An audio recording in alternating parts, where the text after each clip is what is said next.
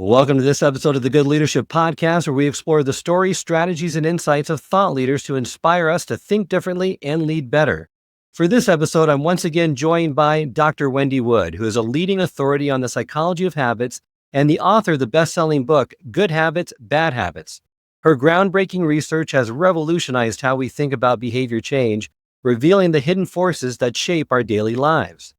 In this episode, we'll uncover why unexpected rewards keep us coming back for more, how habit stacking and habit swapping can make behavior change effortless, and how life's big transitions are golden opportunities for growth. Dr. Wood also reveals why habits persist under stress, how rituals can bring us comfort during uncertain times, and the key for designing habits that ripple positively in all areas of our life. So if you're ready to unlock the secrets of lasting change and learn how to reshape your routines for success, you're in for a treat. So let's get started. Welcome to the Good Leadership Podcast, where we engage with esteemed thought leaders and explore research-backed strategies and techniques that empower leaders at every level to achieve meaningful results that drive lasting change. You also mentioned that unexpected or uncertain rewards are very good at strengthening habits, more so than those that are fixed. How can we apply this idea to build better behaviors? We see this applied already a lot. We've done some research with social media, finding that people are more likely to keep reading, to keep scrolling on social media if they're getting really cool stuff sometimes, and then more boring stuff other times. So it's as if it keeps them entertained, interested in what they're looking at, and they develop a scrolling habit compared with when everything is just kind of moderately interesting. And we also see this with slot machines, right? That's the standard example, that people don't get a whole lot of consistent rewards from slot machines, but they keep using them. And so it is natural in daily life that rewards are often inconsistent. I mean, even hanging around with your friends, sometimes you have a great time with them.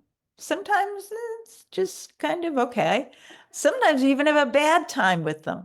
So social interactions by their nature are inconsistently rewarding.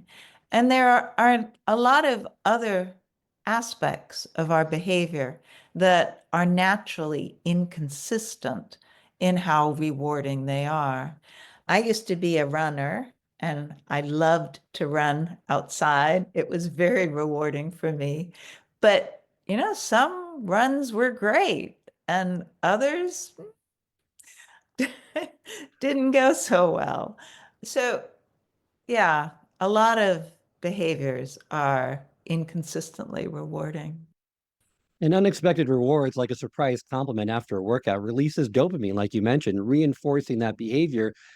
If it's too consistent a behavior, we just tend not to pay attention to it. So try integrating small, varied rewards into your habits, such as treating yourself after completing a goal or celebrating a milestone. It wires the habits in much faster, and it's a much stronger cue for those new habits to form.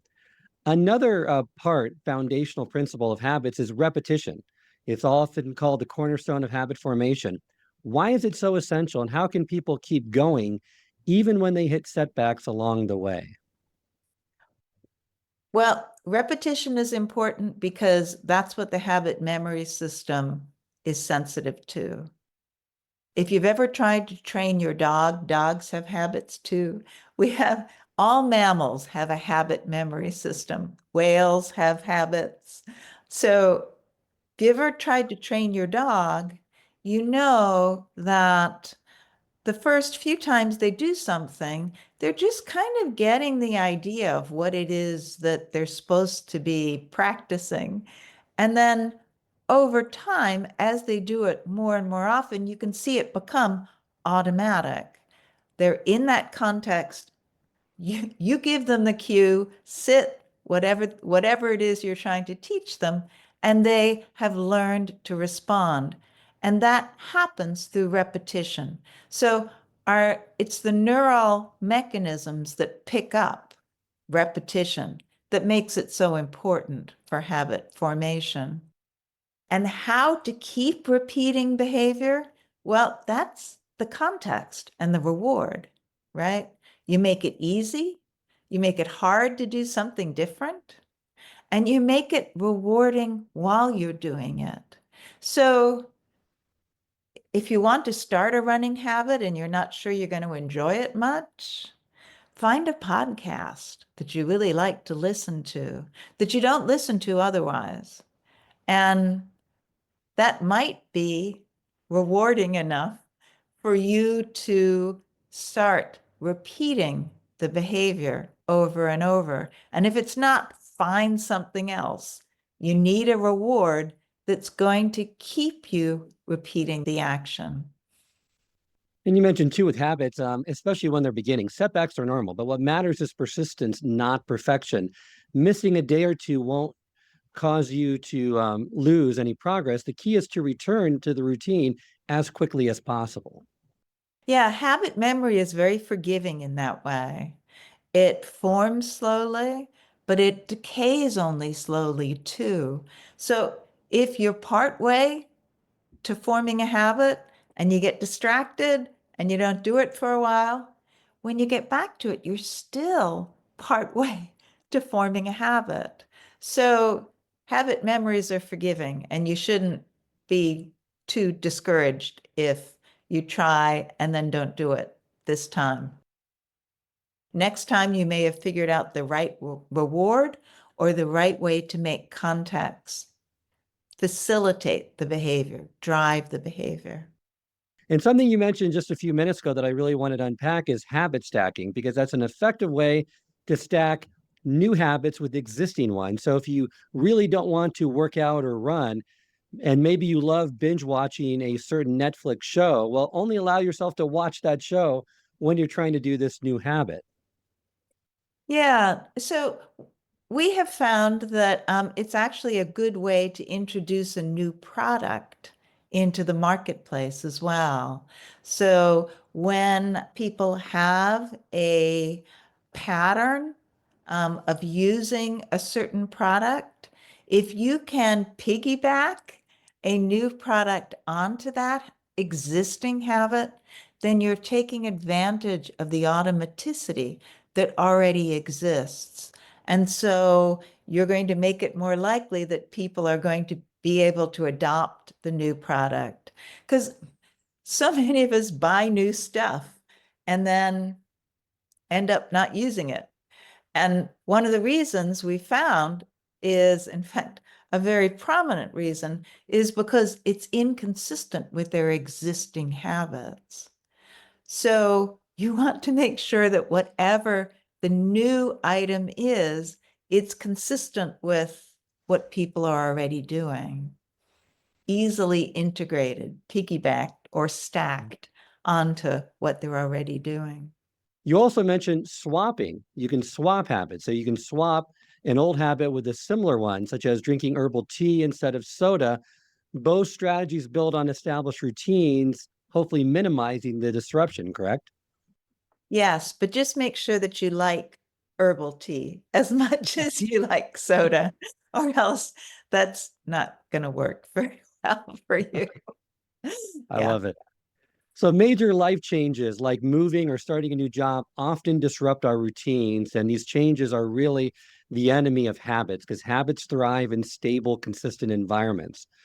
But how can individuals, talked to Katie Milkman, and she has a great book, How to Change. And she said, the fresh start effects allows us to look at change differently and say, how can we use these moments of habit discontinuity to establish new beneficial habits and rewire those that really aren't working?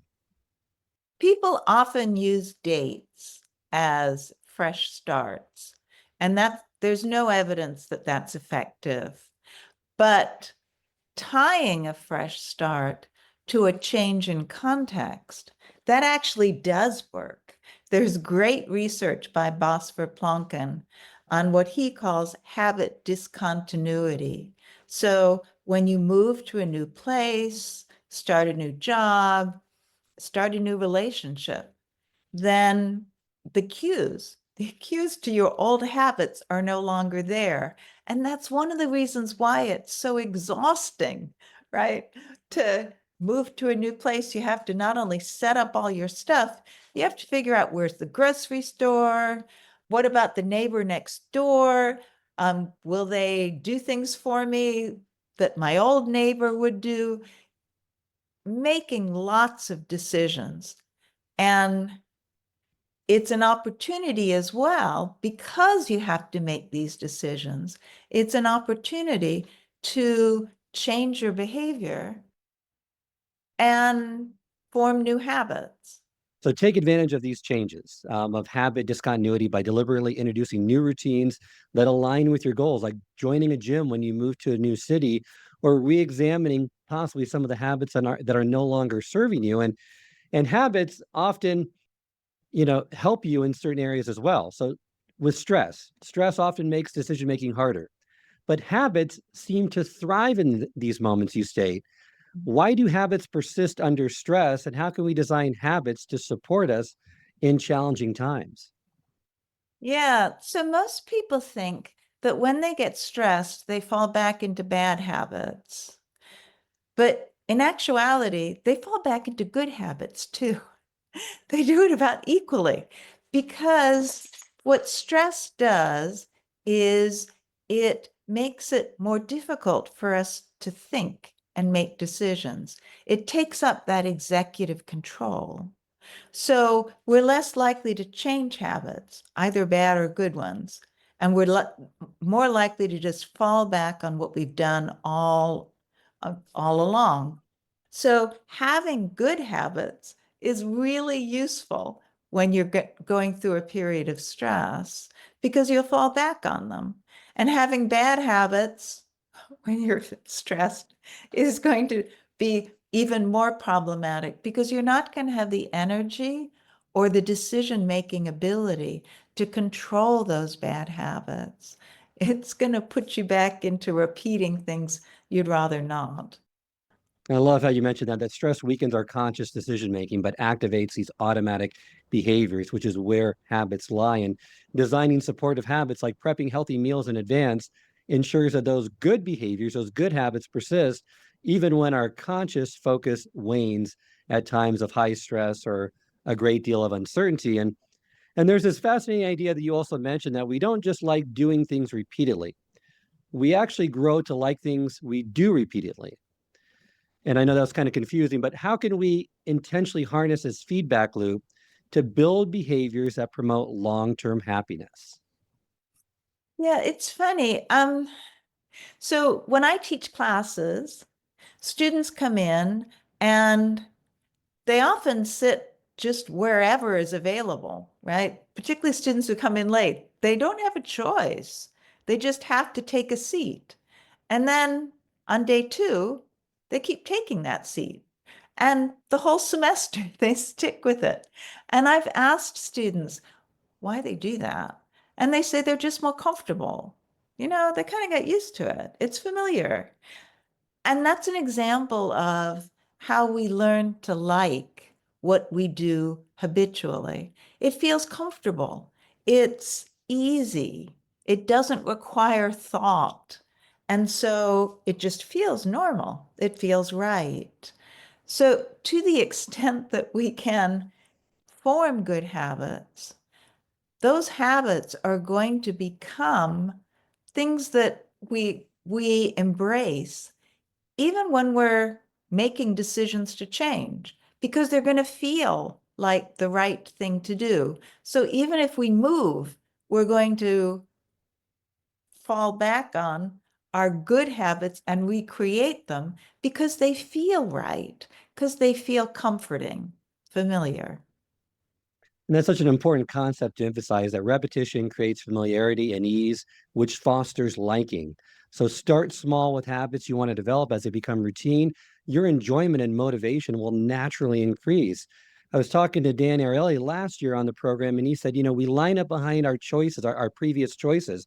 So if you go to Starbucks for the first time, you say, well, that was pretty good. the 10th time, the 11th time, you're just lining up behind those previous choices that you made, increasing that familiarity, that ease with it, and probably misattributing why you're going there to begin with. Because at first it was a random decision, but now you feel like, well, it's just, they have better coffee, they have better pastries, but really that wasn't the case. And you're misattributing, kind of why you're doing it to begin with. But that repetition, like you said, builds familiarity and ease, which fosters liking, and you continue to do what you've always done because it's Yeah, more familiar. that's like that introspection illusion that you were talking about earlier. Because we don't really know why we're repeating the behavior, we assume we must have chosen it. And that's all part of this process. Yes. Love also what you say about rituals. If you could just explain the difference between rituals versus habits. So many of us have rituals, they're common in the sports field, but business is rife with them as well. So, why do rituals seem to bring such comfort for us during stressful or uncertain times?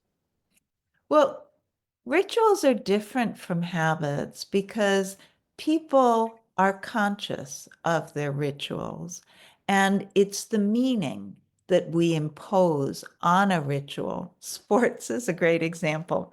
I love watching batters coming up to bat and seeing what they do in baseball. It's the meaning that we impose on them that give them power, that make them important in our lives. Habits are things that we don't have to think about, that we just do. And it's actually a bit of a challenge with rituals to keep us consciously thinking about what we're doing. You see this with, say, the Japanese tea ceremony or religious rituals, that people sometimes start feeling like they're just going through the motions and they're not experiencing the real reason, the spiritual reason why they are doing the behavior.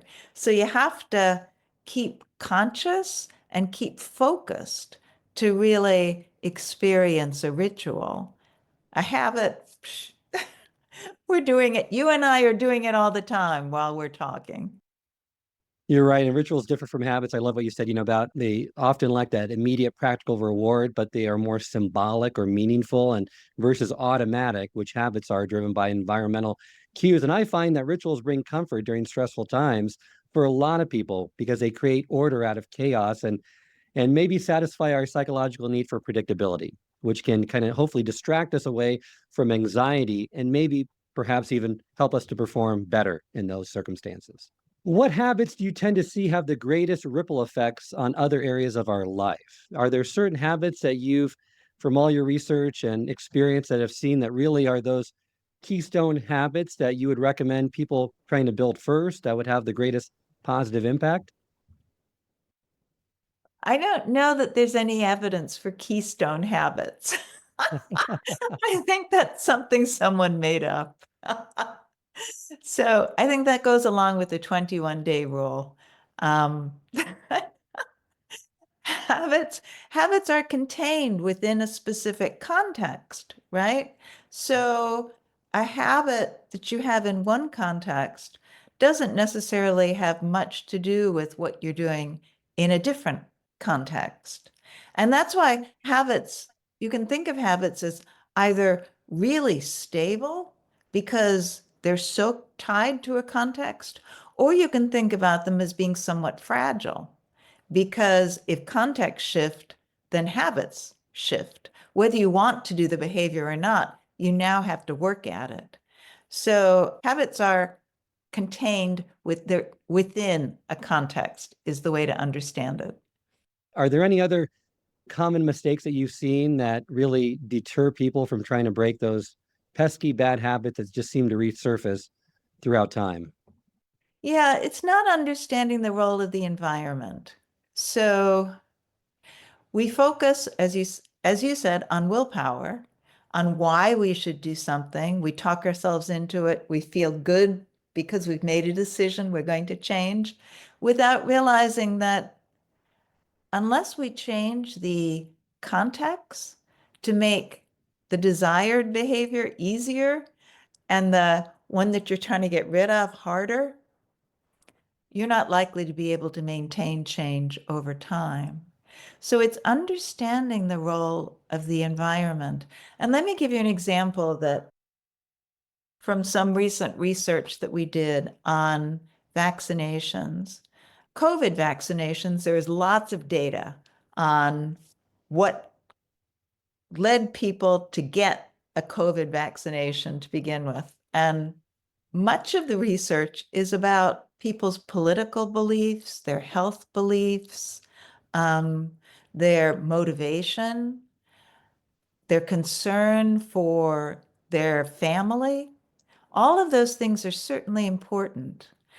But one of the important features that was often overlooked is how easy is it to get a vaccine.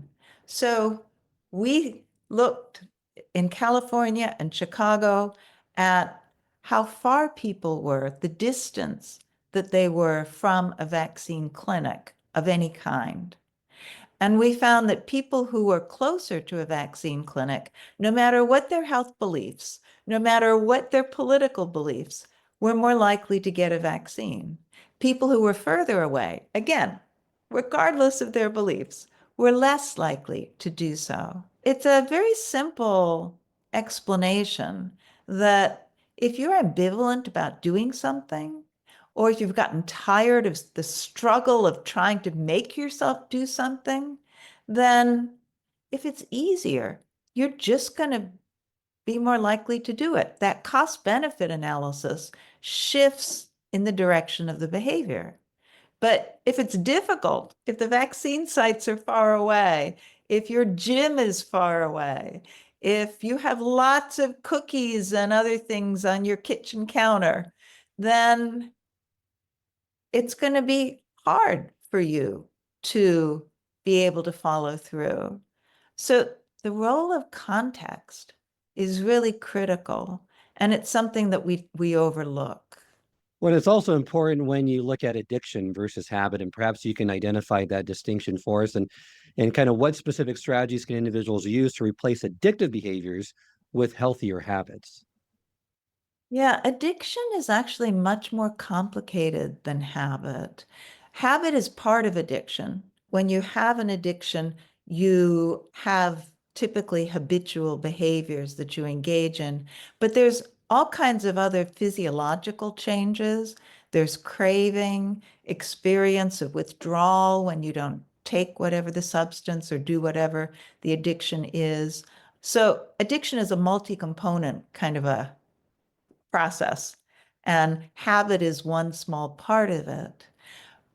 But changing the habit piece involves just the same as changing any other habit, which is controlling your environment, controlling the cues. And that's why one of the things that obvious recommendations made by AA to people who are trying to control alcohol use is don't hang out in bars, right?